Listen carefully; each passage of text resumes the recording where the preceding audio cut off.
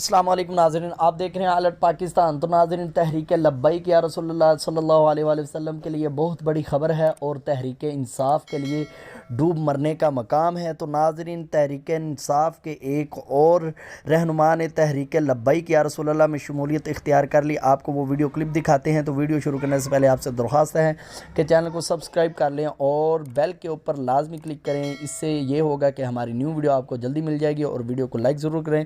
तो नाज़रीन, आप जानते हैं तहरीक लब्बैक या रसूलुल्लाह सल्लल्लाहु अलैहि वसल्लम इस वक्त सबसे पावरफुल जमात है और हुकूमत और तहरीक इंसाफ और मुस्लिम लीग नून ये जमातें बिल्कुल डरी हुई हैं कायदे मोहतरम से। तो नाज़रीन, आप इस मर्द मुजाहिद की वो वीडियो क्लिप देखें।